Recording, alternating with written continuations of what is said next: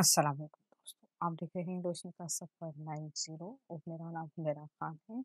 दोस्तों, आज की वीडियो में ख़ास तौर पे उन लोगों को लेकर आई हूँ जो गालियाँ गलौज करते हैं और हर बात पे गाली बकते हैं। इसकी वजह से इनके घर वाले भी इनसे दूर हो चुके हैं और ज़ाहिर-सी बात है कि जो लोग गालियाँ बकते हैं उनसे कौन बात करता है और लोग ना उनको सब नापसंद करते हैं।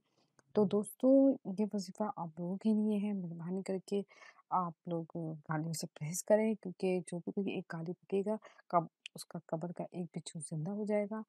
वीडियो शुरू करने से पहले मैं आप लोगों से गुज़ारिश कर रही हूँ कि आप मेरे चैनल को सब्सक्राइब कीजिए और बेल आइकन को ज़रूर दबाइए ताकि मेरी लेटेस्ट वीडियोज़ आप सबसे पहले देख सकें।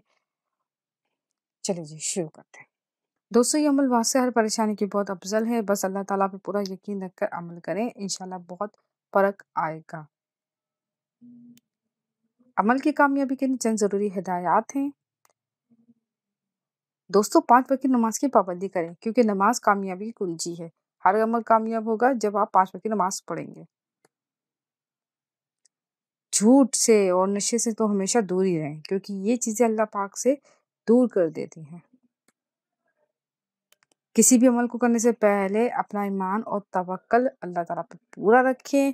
अगर आपका ईमान ज़रा भी मुंतज़ल हुआ तो आपका वज़ीफ़ा कामयाब नहीं होगा।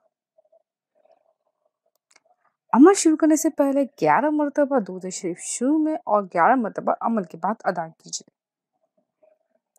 शानदार और पावरफुल अमल ये है। अगर किसी का शौहर या बीवी बेटा गालियाँ देता हो तो 8 तस्बीह बिस्मिल्लाहिर्रहमानिर्रहीम या करीम अव्वल आखिरी दुरूद पाक 8 मरतबा पढ़ना है।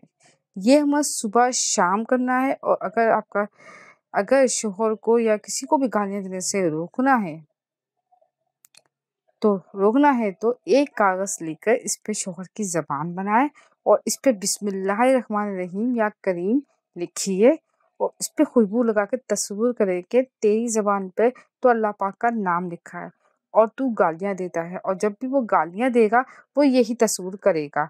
चंद दिन में वो सब कुछ छोड़ देगा। वीडियो अच्छी लगी हो तो प्लीज़ लाइक शेयर कर दें और मेरी अच्छी वीडियो देखने के लिए मेरा चैनल ज़रूर सब्सक्राइब कीजिए। जज़ाकल्लाह।